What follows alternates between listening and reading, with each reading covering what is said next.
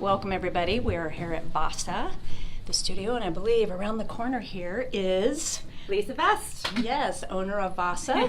Hi Lisa. Hello Deborah. We're going to do a little tour today, but first what I always like to ask is how you came up with this whole concept, this business. Absolutely. So I've been teaching in the community for about almost 6 years now. And about 4 years ago, a little over 4 years ago, I decided that I wanted to create a space that I could call my own, that I could create a vibe where it was really community focused and a really safe, nurturing environment.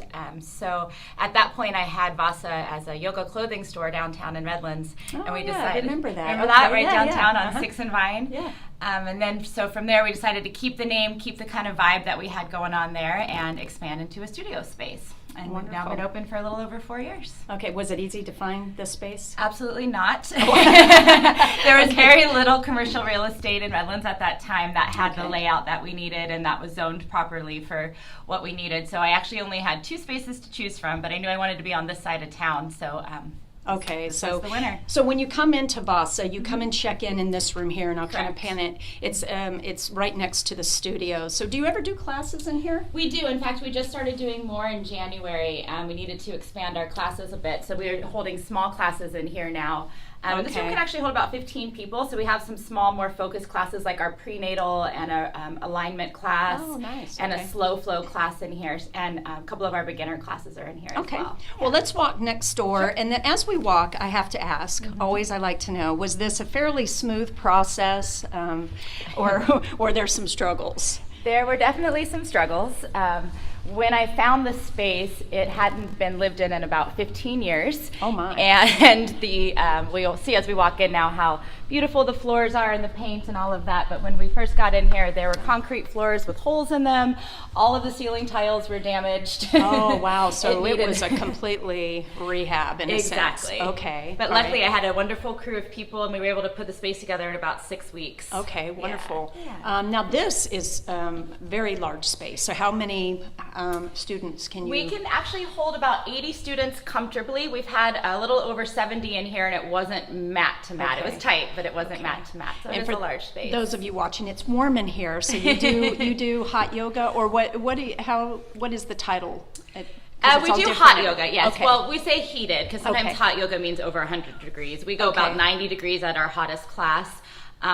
And then not all of our classes are heated though. So we have a range of regular classes that aren't heated to up to 90 degrees. But we always have the fans on and we have high ceilings, so even the 90 is not too bad. Okay, wonderful. Yeah. And just very briefly tell us, is there anybody in particular that you would like to give a shout out to that made all this possible? Absolutely. So when we first started, I first have to say thank you to my staff.